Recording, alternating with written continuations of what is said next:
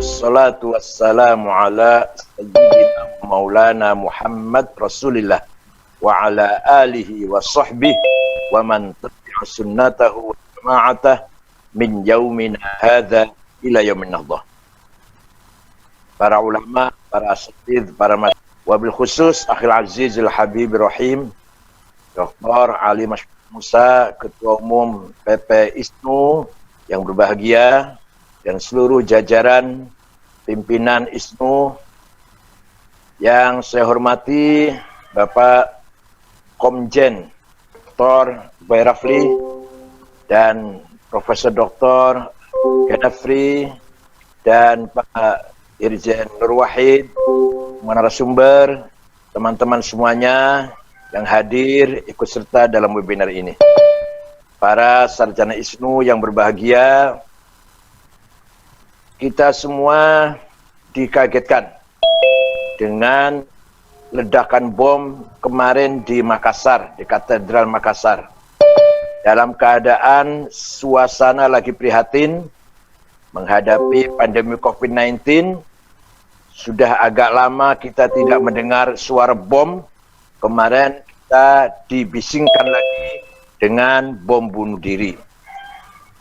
Begitu pula di situ dengan ditemukannya bom dan pemiliknya yang ditangkap di Condet dekat rumahnya Cak Amir itu, Cak Ali Mashkur. Itu artinya apa? Artinya bahaya laten terorisme masih mengancam kita. Mohon maaf, saya berani mengatakan bukan PKI bahaya laten kita, tapi radikalisme dan terorisme yang selalu mengancam kita sekarang ini. Dan konon masih ada 6.000 terorisme yang belum ketangkap. Dan saya yakin ini merupakan jaringan dari Filipina Selatan, kemudian Poso, kemudian kemana-mana. Ini jaringan JAD. Artinya apa? Kalau JAD ini semua orang yang tidak sependapat dengan mereka kafir.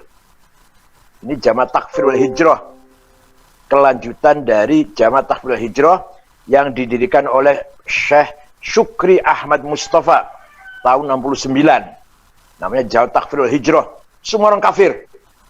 Yang mereka membunuh Menteri Agama Mesir, Syekh Hussein Az-Zahabi, membunuh wartawan senior Ahram, wartawan Ahram senior Yusuf As-Sibai, puncaknya membunuh Presiden Anwar Sadat tanggal 3 Oktober tahun 1981, dan tahun kemarin ngebom masjid lagi sholat Jumat, 860 orang wafat meninggal dunia syuhada karena menganggap walaupun lagi sholat mereka itu kafir.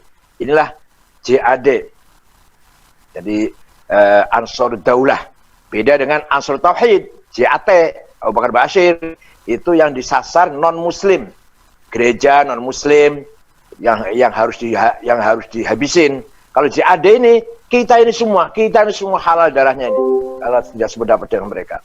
Termasuk antaranya yang menusuk Pak Wiranto dan yang bom Masjid Sholat Jumat di Cirebon, Polresta Cirebon beberapa tahun yang lalu. Itu jaringan Ansarud Daulah, kelanjutan dari Jamaah Takfir wal Hijrah, mirip atau pas seperti ISIS yang mereka lakukan. Ini artinya apa? Artinya kalau kita benar-benar sepakat, benar-benar kita satu barisan ingin menghabiskan atau menghabisi jaringan terorisme dan radikalisme, benihnya dong yang harus dihadapin. Benihnya, pintu masuknya yang harus kita habisin. Apa? Wahabi. Ajaran Wahabi itu adalah pintu masuk terorisme. Wahabi bukan terorisme, bukan. Wahabi bukan terorisme, tapi pintu masuk. Kalau udah Wahabi, ini musyrik, ini bid'ah, ini nggak boleh, ini sesat, ini dolal, ini kafir. Itu langsung satu langkah lagi, satu step lagi, sudah halal darahnya, boleh dibunuh, boleh itu. Jadi benih pintu masuk terorisme adalah Wahabi dan Salafi. Wahabi dan Salafi itu ajarannya ekstrim, tekstual, harfiyah, lafziyah, puritisasi dalam rangka memurnikan Islam, maunya gitu, maunya ngakunya dalam rangka memurnikan Islam seperti zaman Rasulullah. Semua dianggap bid'ah, dianggap sesat kalau tidak seperti persis seperti zaman Rasulullah. Walaupun mereka naik mobil sih, bukan naik onta. Tapi apapun yang kita lakukan kalau nggak seperti Rasulullah, katanya bid'ah. Nah, kalau bid'ah berarti sesat, kalau sesat berarti neraka. Kullu bid'atin dhalalah wa kullu dhalalatin finnar. Setiap barang yang baru yang tidak ada zaman Rasulullah bid'ah, wa kullu bid'atin dhalalah. Setiap bid'ah sesat, wa kullu dhalalatin finnar. Setiap neraka. Dan ini ajaran seperti ini pintu masuk untuk menjadi terorisme, menghalalkan darah orang sesama orang Muslim. Nah, kemudian pelajaran agama yang disampaikan di fakultas umum, bukan usuluddin, bukan syariah maksudnya, kedokteran, hukum, teknik, apalah itu, fakultas umum yang bukan jurusan agama. Menurut saya, pelajaran agama 14 pertemuan, 14 kali pertemuan. Itu jangan semua diisi dengan akidah syariah. Agama itu ada 3. Akidah, syariah, akhlak. Akidah syariah cukup 4 kali pertemuan. Rukun iman yang 6 sampaikan. Iman pada Allah, iman pada malaikat, pada Rasulullah, pada wahyu, pada para nabi dan qada-qadar akhir dan hari kiamat dan qada-qadar. Dah cukup. Enggak usah diulang-ulang. Yang diulang-ulang bagian itu usuluddin. Bukan di kedokteran, bukan di teknik, bukan. Di usuluddin. Jadi cukup memperkenalkan bahwa orang Islam itu harus percaya 6 rukun. Iman pada Allah, pada para rasulnya, para malaikat, pada kitab suci, pada hari kiamat, dan qada-qadar. Sudah titik. Yang kedua, kemudian syariat. Orang Islam harus mengetahui rukun Islam itu ada 5 dan mengamalkannya. Syahadat, sholat, zakat, haji, puasa, haji, dan seterusnya. Sudah itu, sudah rukun iman dan Islam, 4 kali pertemuan lah katakan, 10 pertemuan itu akhlakul karimah, birrul walidain, hormat orang tua, silaturahim, ta'awun, tolong menolong, ighatsatul lafan, membantu orang lagi susah, ikramud duyuf, menghormati tamu, ikramul jiran, menghormati tetangga. Apalagi ihdatul mardon, nengok orang sakit, ta'ziyatul mautan, nengok orang lagi kematian, mendoakan satu sama lain.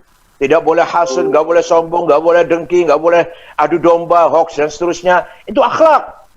Dan itu ajaran Quran, ajaran Islam, ajaran Nabi Muhammad. Di Qurannya samber-gamber ayat itu. Hadis juga samber-gamber hadis tentang akhlak itu. Bukan hanya akidah syariah. Jadi kalau pelajaran agama disampaikan di fakultas yang bukan agama, kemudian terulang-ulang neraka, surga, kafir, Islam, sesat, dolal. Itu akidah lah, akidah teologi. Kafir, mukmin, muslim, kafir, dolal, sesat, musyrik, bid'ah, neraka, surga. Wah, radikal semua nanti itu. Itu bagian fakultas usuluddin yang perdalam akidah. Yang perdalam syariah, tafsir, hadis, fikih, syariah, fakultas syariah. Berdalam tafsir, hadis, fikih. Yang mendalami usuluddin akidah, mendalami akidah usuluddin. Kalau di fakultas umum cukup hanya mengenal, hanya mengajak meyakini itu, kemudian yang ditekankan adalah akhlakul karimah. Menghindari radikalisme yang tumbuh di perguruan tinggi, jurusan teknik atau jurusan yang bukan jurusan agama, jurusan IPA terutama. Yang bukan jurusan agama. Ini yang saya lihat kurikulum atau metode yang harus dijalankan di perkuliahan mata kuliah agama di pelajaran di perguruan tinggi yang bukan jurusan agama Islam. Yang ketiga, saya harapkan kepada kepolisian tidak ragu-ragu, tidak gamang dalam memberantas terorisme itu. Kalau mau dalil, saya kasih dalilnya. Wal murjifuna fil madinati lanuhriyannaka bihim thumma la yujawirunaka fiha illa qalila.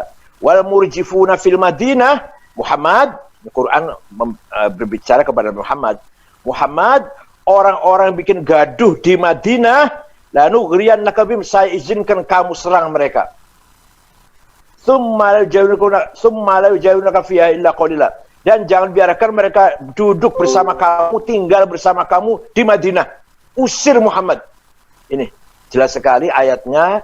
Orang yang bikin gaduh, orang yang menyimpang dari komitmen kebersamaan kita, kebangsaan, Pancasila, kita usir mereka itu. Itu perintah Al-Quran itu, jangan ragu-ragu. Perintah Al-Quran itu. Walhasil, Al-Quran dengan tegas, tidak boleh ada kekerasan dengan mengatasnamakan agama. Jangan orang lain. Seorang sahabat namanya Hasin Al-Khazraji, punya anak nggak mau masuk Islam. Dirayu, dinasehatin, diajak, nggak mau tetap. Akhirnya marah si ayah ini. Saya bunuh kamu kalau nggak mau masuk Islam. Begitu ada ucapan ayah kepada anak, saya bunuh kamu, langsung turun ayat Al-Quran, la ikraha fiddin. Tidak boleh ada kekerasan dalam agama. Ayah kepada anak, nggak boleh menggunakan kekerasan. Nggak boleh menggunakan ancaman. Nggak boleh teror. Ayah kepada anak. Apalagi tidak ada hubungan famili apa-apa. Ini jelas sekali ajaran Islam yang sangat manusiawi, yang sangat mendambakan keharmonisan di tengah-tengah masyarakat ini. Sebenarnya mereka pasti orang yang menghendaki gaduh itu kelompok kecil, very very small group sebenarnya. Hanya mereka nyaring, nekat, ya berani, siap mati gitu, cepat masuk surga. Lah kita yang mayoritas kan tidak ingin cepat mati, itu bedanya, itu di situ bedanya. Mereka inginnya cepat mati sekarang, cepat ketemu bidadari. Oleh karena itu mereka siap mati. Bukan hanya melempar bom ke gereja, dia pun mati. Maunya orang lain mati, dia pun mati, maunya gitu. Kalau dia selamat sih bisa, dilempar aja bom itu. Dia hidup, tapi orang lain mati. Maka yang menusuk Pak Wiranto itu maunya ditembak gitu. Dia menyesal sekali kok polisi nggak bunuh dia itu. Itu dia menyesal. Saya kira dengan webinar ini mudah-mudahan kita semua menghasilkan pandangan yang sama, konsep yang sama dalam menghadapi keberadaan situasi yang sama ini. Kita semua tidak mau kegaduhan, tidak mau ada teror, tidak mau ada kegaduhan di negeri kita ini yang sudah mapan, yang sudah stabil, yang sudah selesai masalah kebangsaan kita ini. Tidak usah lagi dibicarakan lagi. Negara kita, negara nation, Pancasila, jangan didiskusikan lagi, tapi diamalkan, diinternalisasi, itu boleh dielaborasi, bukan dipermasalahkan sah atau enggak sah, sudah selesai, sudah final.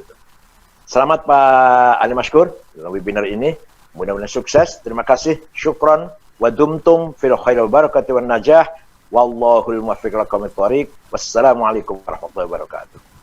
Mohon dibuka. Oh ya, Buya, mohon dibuka Buya.